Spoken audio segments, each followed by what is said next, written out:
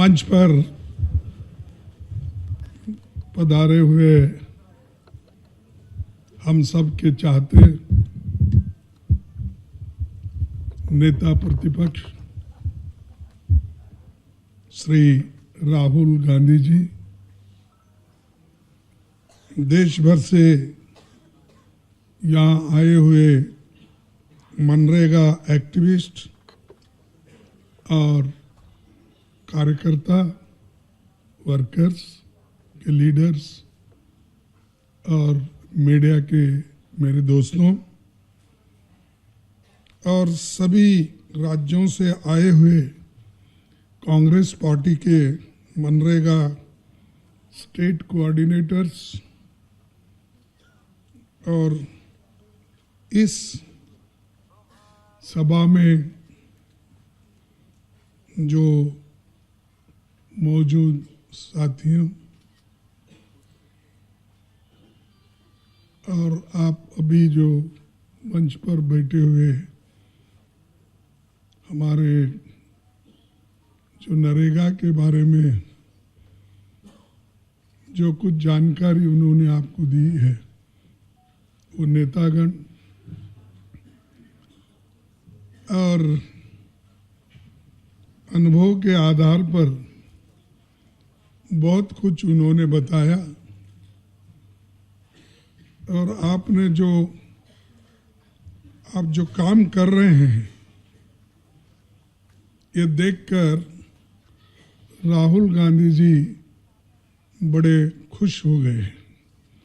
आपको सभी को मैं धन्यवाद देता हूं कि जैसा कि उन्होंने प्रदर्शन किया कि जिस ढंग से देहातों में मनरेगा वर्कर्स को समझाने की कोशिश हमारे मनरेगा के एनजीओज कर रहे हैं, तो उनको भी मैं धन्यवाद देता हूं, क्योंकि ये बहुत बड़ा काम है आज हम लोगों को इकट्ठा करना। मैं चंद बातें आपने अपने इससे कहूँगा, इसलिए कहूँगा कि उसमें जो बातें मैं बताऊँगा खासकर हमारे मनरेगा के एनजीओज नेताओं ने बताया है, फिर भी मैं ये समझता हूँ कि थोड़ी सी बातें आपको बताना ज़रूरी है, क्योंकि हमारी लड़ाई बड़ी लंबी है। ये लड़ाई कहीं एक जगह चुप बैठ के सत्याग्रह करके घर जाने का नहीं है या स्लोगन देकर घर जाने का नहीं है। ये इतनी बड़ी लंबी लड़ाई है, जब तक नया कानून को वो वापस नहीं लेते, मनरेगा जैसे के वैसा नहीं रखते, तब तक हम लड़ते रहेंगे।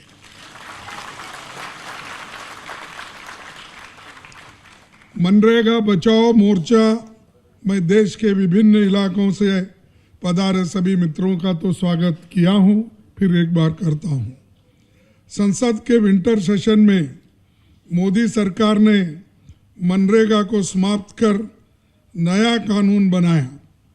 अभी जो राहुल गांधी जी ने कहा तो वो कानून का नाम मेरे को भी नहीं आता बराबर, तो क्या क्या है।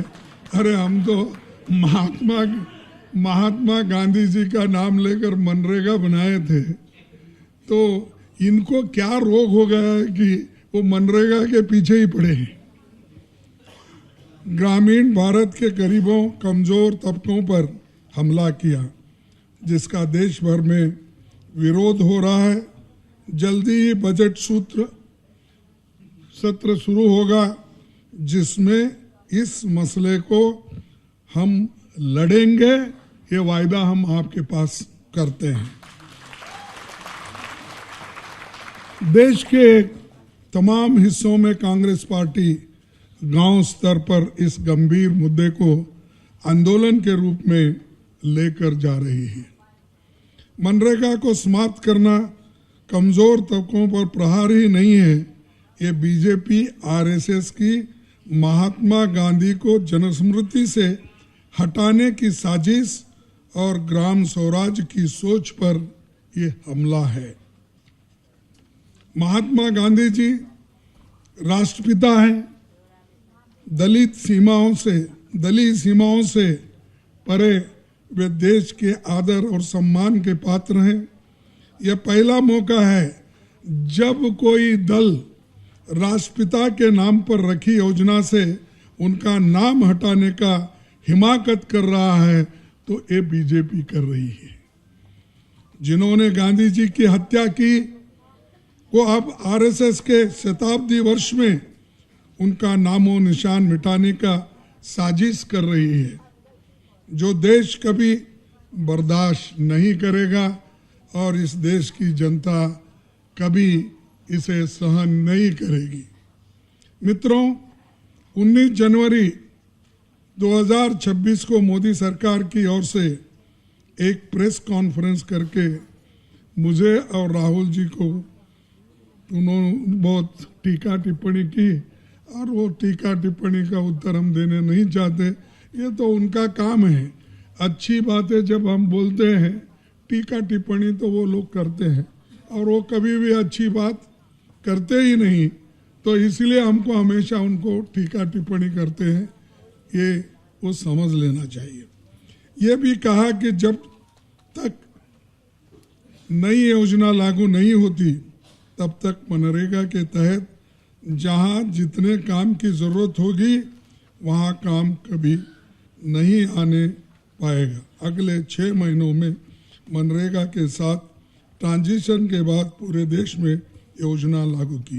यानी जब अभी राहुल जी भी इसका जिक्र किए कि भाई ये मनरेगा जो हमने लागू किया था, इसका काम का जरूरत है, लेकिन इसको रोकने का काम ये इसलिए कर रहे हैं कि दबे कुचले समाज के लोगों को और दबाना और उनको बॉन्डेड लेबर बनाना। जैसा कि इस बॉन्डेड लेबर निकालने के लिए इंदिरा गांधी जी ने 20 सूत्री कार्यक्रम लाया था, उसमें एक इम्पॉर्टेंट विषय था कि जो बॉन्डेड लेबर को छूट उन्होंने मुक्त किया था।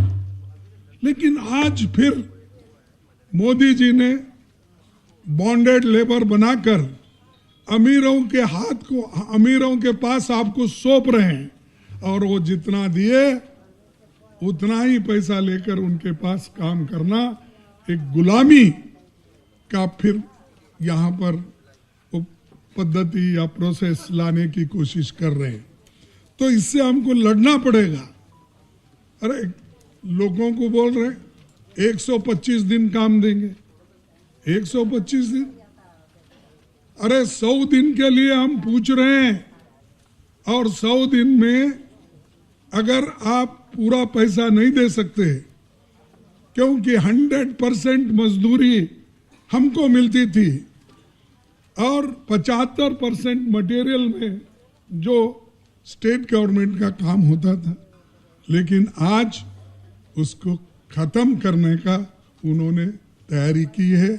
इसीलिए की है कि अगर आपके पास पैसा नहीं है, अगर आपके हाथ से पैसा छीन लेंगे, आपकी मजदूरी अगर वो ले लेंगे, तो आप फिर से गुलामी के अंदर जाएंगे। यही वो चाहते हैं। तो इसके लिए अपने लिए लड़ना है, या किसी पार्टी को मजबूत करने के लिए हम नहीं पूछ रहे। आप वोट देते हैं अपने अपने हिसाब से देते हैं, लेकिन ये आपके हकूक के लिए हम लड़ रहे हैं। खासकर सोनिया गांधी जी ने आर्टिकल 41 के तहत जो right to work, right to food security, right to education, right to information, ये सब क्यों लाए? ये सब सामान्य जनता के लिए लाए हैं। तो आज जनता अगर इसके लिए तैयार नहीं होगी तो अपना हक हम खो ले रहे हैं। और कल ऐसा भी एक दिन आएगा जिसके पास पैसे हैं, जो इनकम टैक्स पेयर हैं, जिसके पास ज़मीन है, जिनके पास डिग्री है और बड़े बड़े हुद्दे हैं, उन्हीं को वोट का अधिकार हम देंगे। ये जो लोग देश के लिए कुछ कंट्रीब्यूट नहीं करते, सिर्फ गारंटी लेकर खाते बैठते हैं, काम करते हैं, तो इनको वैसा ही रखेंगे। ये उनका मुद्दा होता है। आपके हकूक छीन लेने का पूरा कोशिश वो करेंगे। और मैं ये कहना चाहता हूं कि ये हमारे जो लीगल राइट्स हैं, कानूनी हक है, इसको हिफाजत करने की कोशिश करो। मैं देखा हूं बहुत से पार्टियां अभी भी इसके बारे में बात ही नहीं करते, बहुत से। और जब ये आवाज उठाकर हम कहते हैं, हमारे लीडर राहुल जी इस बात को उठाते हैं, तो उतने ही जोर से किसी और पार्टी के लोगों का नहीं आता। कोई अपने अपने मसलों को लेकर हर स्टेट में कुछ बोलते रहता है। अरे ये तो मेन मुद्दा है, ये करोड़ों लोगों का पेट भरने का सवाल है, उनके बच्चों का सवाल है, उनके बच्चों का विद्या का सवाल है और जीने का सवाल है। इसके बारे में अगर हम नहीं सोचेंगे तो बड़ा मुश्किल होता है। मुझे कभी कभी याद आता है जब मेरे पिताजी एमएस के मिल में काम करते थे, टेक्सटाइल मिल में, तो हम ठीक ही थे क्योंकि मैं एक ही बेटा था, तो उतना कोई तकलीफ नहीं थी क्योंकि मिल में पगार तो मिलती थी पहले हर फर्स्ट को। लेकिन मैं और एक बाद में हमारे पिताजी जो शादी कर ली है, उनको भी उन्होंने काम पे भेजते थे। मैं बोला एक बस है, नहीं नहीं काम करना सब ये रहना। कहाँ भेजते थे? ये ईंट की भट्टी होती ना, मट्टी, ईंट के भट्टी को उसके वहाँ पर उन्होंने काम को भेजते थे। मैं बहुत बार बोला उनको, वहाँ क्यों भेजते उनको, सब ठीक है। नहीं नहीं सब लोग काम करना, काम करे तो आप लोग भी पढ़ सकते हैं आगे। मैं देखा कि जो मनरेगा आज तो इज्जत से मिल रहा है, इस इज्जत से मिलने वाले काम को हम लोग हटा रहे हैं। लेकिन ऐसा भी एक वक्त था हमारे घर में हमारे लोग, जो दलित लोग, पिछड़े लोग, अति पिछड़े लोग भी, ये सब लोग पेट के लिए दूसरे के पास काम दो ऐसा जाके ठहरते थे। तो ये अपना हक को बचाने का समय है। इसीलिए मैं आपसे वादा करता हूं कि हम और राहुल जी और सभी हमारे पार्टी के लोग तो लड़ते रहेंगे। और ये अच्छा किया कि हमारे दीक्षित साहब ने ये मीटिंग बहुत ही जल्दी बुलाकर उन्होंने हमको आपसे मिलने का हमको एक सौभाग्य मिला। तो इसलिए हम सभी लोग इस पर ध्यान देकर आगे बढ़ना चाहिए। और मैं और एक बात आपसे करूं कि ये अब आधार और डिजिटल अटेंडेंस, ये पेमेंट मनमानी करके लाखों मजदूरों की रुचि से सूची से बाहर कर दिया गया है। यानी एक एक तरीका ढूंढते हैं, जैसा कि एसआईआर कम करके पार्टियों को हराने के लिए, हमको ख़त्म करने के लिए, हमारे विचारधारा को ख़त्म करने के लिए एक तरफ कोशिश करते हैं और दूसरे तरफ आज मनरेगा के लोगों को भी मजदूरी न मिले और उनका नाम वहाँ से हटाया जाए, वो काम भी वो कर रहे हैं।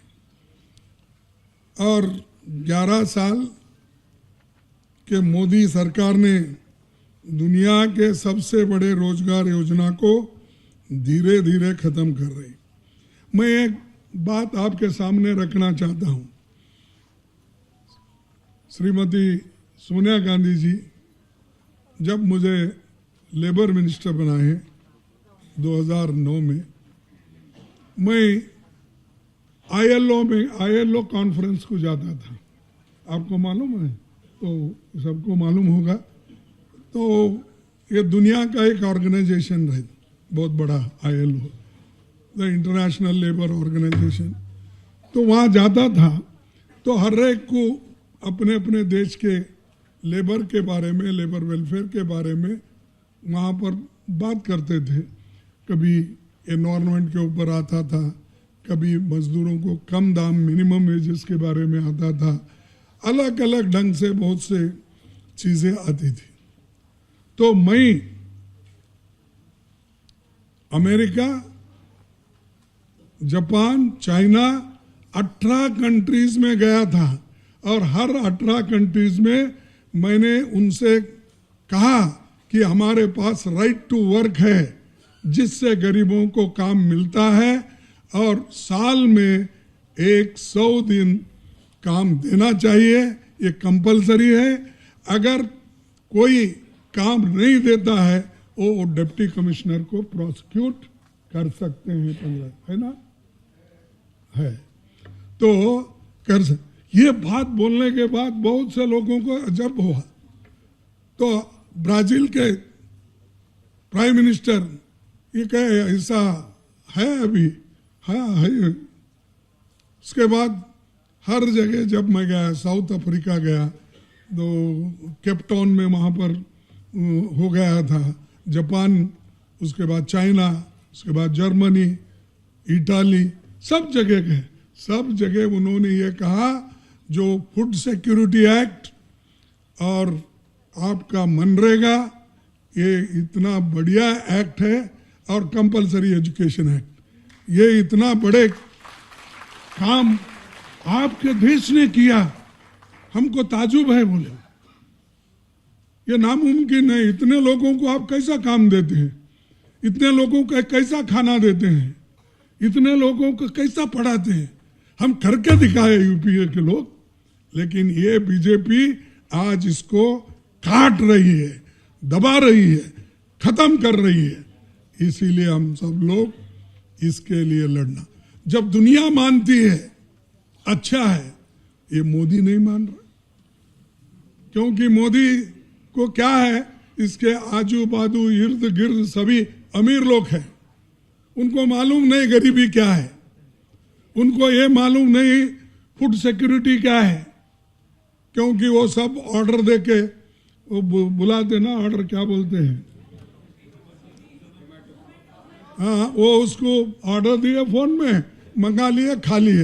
अरे हमारे लोग तो एक तरफ मनरेगा का काम करते हैं, शाम में आके चूल्हे के सामने बैठ के फूकनी से फूक कर और लकड़ी से जलाकर आंखों में धुआं लेकर काम करते हैं। उनको मालूम है तकलीफ क्या है और मनरेगा की आवश्यकता क्या है, फूड सिक्योरिटी की आवश्यकता क्या है, बच्चों की पढ़ाने की आवश्यकता क्या है, ये है। तो ये वो गरीबों की सरकार थी, वो सोनिया गांधी जी और मनमोहन सिंह की सरकार थी, लेकिन ये दो लोगों की सरकार है।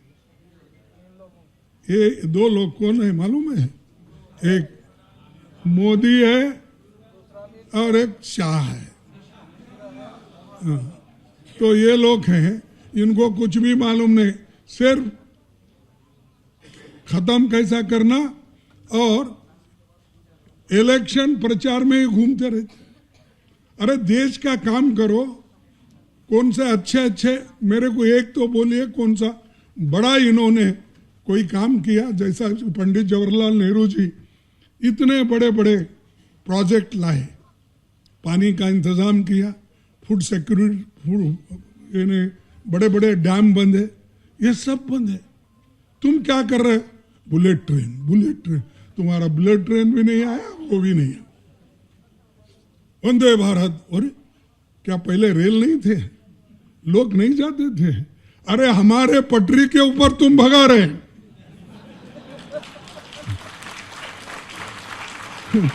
तुम नए पटरियां तो डाले नहीं, जो है से पटरी में वंदे भारत, वो भारत, ये भारत।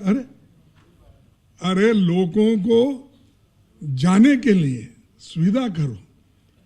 मैं स्पीड ट्रेन किया, मैं वो ट्रेन किया, हम भी किए भी।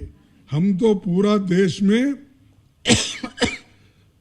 बिछाया, निर्माण किया, और आप सिर्फ एक दो उसको कौन जाते हैं कि प्राइम मिनिस्टर हर जगह जाता है हरी झंडा दिखाने के लिए। कभी मनमोहन सिंह जी या सोनिया गांधी जी कहीं नहीं गए। एक आधा कोई इंपॉर्टेंट बहुत ही है जिस जगह नहीं होता, बहुत एक या दो जगह की हो। इन्हें स्टेशन का उद्घाटन भी करता है, पटरी के उद्घाटन करता है, हर ये। लेकिन 4 दिन तुम भी मजदूरी करो, आपको मनरेगा का काम करो, मालूम होता है। अरे हमेशा मैं लोगों को वोट लेने के लिए मैं चाय वाला हूं, चाय। अरे कभी चाय बनाए आप? कभी डब्बे में फिर के घूम के केटली लेके हर आदमी को दिए? चुप बोलने का बोलकर लोगों को आज जो वोट लेने की कोशिश कर रहे हैं, मैं ये कहूंगा कि ये सब इनका नाटक है, गरीबों को दबाने का इनका आदत है। और 100 दिन में आज 44 दिन काम दे रहे हैं। 100 दिन देना था, 44 दिन दे रहे। और बात बड़े बड़े करते 125 दिन हम देंगे। तो भाइयों, मैं ज़्यादा आपको बोलना नहीं चाहता, क्योंकि हम मनरेगा के लिए लड़ रहे हैं। इसीलिए तो सोनिया गांधी जी ने पार्लियामेंट में कहा कि उन्होंने कहा 150 दिन मनरेगा काम देना चाहिए। इन्होंने तो उल्टा मनरेगा का काम 2 महीने में घटाया। 2 महीने तक कुछ काम नहीं कर सकते। क्यों नहीं कर सकते? कि उनको चाहिए कि ये लोगों को ऐसा ही रखना। थोड़ा तो ये 150 और 400 रुपए मिनिमम वेजेस उन्होंने कहा था, हम उसके लिए लड़ रहे थे। ये उल्टा हो गया, ये तो घटा रहे, कम कर रहे हैं। 1 से 50 से ये लोग 30-40 दिन पे भी नहीं आ रहे, वो भी नहीं आ रहे।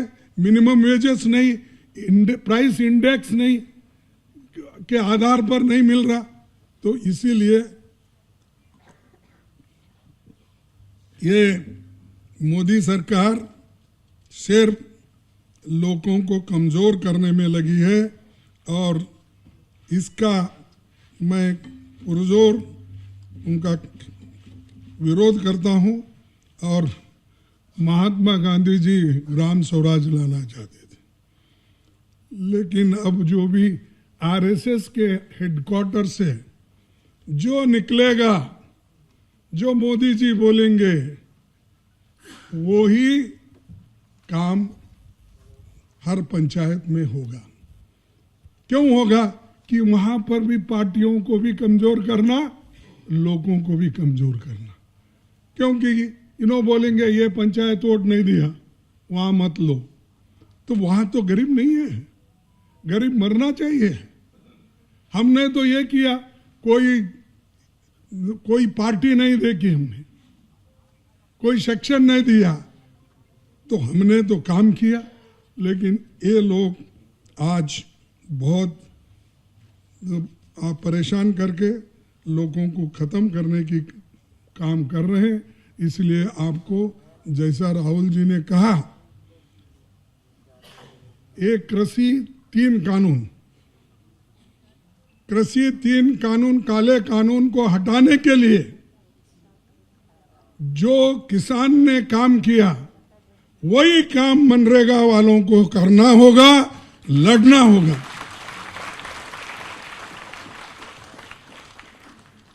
और दूसरी बात मैं ये कहूँगा कि जब तक आप नहीं लड़ते आपको कुछ नहीं मिलता। आपके अपने घर में ही अगर बच्चा रोता है, दूध नहीं पिलाएंगे तो रुकता नहीं, रोने का छोड़ता नहीं। तो ये तो आपका हकूक का है और आपके फ्यूचर जनरेशन के लिए भी फायदा का। तो इसलिए भाइयों, मैं आपसे यही बार बार विनती करूंगा, एक नया कानून लागू नहीं होना और हमारा कानून जारी रहना, मनरेगा का जो कानून अपना है वो वही रखने के लिए और ये वापस लेने के लिए हम लड़ते रहेंगे। और इस लड़ाई में हम आपके साथ हैं, राहुल जी आपके साथ है, सोनिया जी आपके साथ है, मेरी पूरी पार्टी आपके साथ है। इसीलिए डरो मत, हम लड़ते रहेंगे और लड़ कर जीतेंगे। लेकिन जरा कमजोर मत हो जाओ। कोई होता है, एक दिन 2 दिन तकलीफ होती है। मैं ट्रेड यूनियन लीडर था, तो एमएस के मिल में मेरे पिताजी भी काम करते थे। मैं एक इंडिपेंडेंट लेबर यूनियन बनाया। मेरी उम्र उस वक्त 24 का 25 थी। बनाने के बाद वो लोगों का भरोसा मेरे ऊपर इतना हुआ, जो मैं कहता था वही वो लोग यस बोलते थे। 60-70% लोग। एक तरफ माफ करना कोई है तो सीपीएम की भी एक यूनियन थी, तो उनसे मेरी लड़ाई होती थी। लेकिन वो लोग मुझे चुनने के बाद सिर्फ 1 रुपए के लिए, महीने को 1 रुपए बढ़ाना, तो 1 रुपए बढ़ाने के लिए स्ट्राइक चला। हम मान गए, नहीं भाई 1 रुपए चलो आगे दी। लेकिन सीपीआईएम वाले नहीं माने, जो एमएलए थे गंगाधर नमूसी नहीं माने। लड़ाई जारी रही। फिर मेरे लोग आए, वो कहे फिर ये क्या करना, चलो भाई उन्होंने 1 मांग रहा है, हम 2 रुपए मांगेंगे। लेकिन वो 2 रुपए मांगने में क्या हुआ, लेबर 1.5 साल तक काम पे नहीं गया। 1.5 साल तक आप सोचिए, क्यों कि उनको भरोसा लीडर पे भी था और उनको वो जो चाहते थे वो अचीव करने के लिए, हासिल करने के लिए वो लड़ते रहे। तो मैं ये उदाहरण इसलिए बोल रहा हूं, लोग अगर डिटरमाइन कर दिए आप मनरेगा हटाना, जो कोशिश इनका चल रहा है उसके लिए आप सब लोग मिलकर अगर लड़ेंगे, नया कानून नहीं आएगा। इसके लिए आप मजबूत रहो, हर जगह एक होकर लड़ते रहो। और हमारे दीक्षित साहब ये इसका बीड़ा उठाए हैं, तो नेचुरली सभी लोग, आप भी बहुत से यहाँ पर पढ़े लिखे लोग हैं, एनजीओज हैं, मैं सबसे यही विनती करके मैं अपने 4 शब्दों को समाप्त करता हूँ। जय हिंद।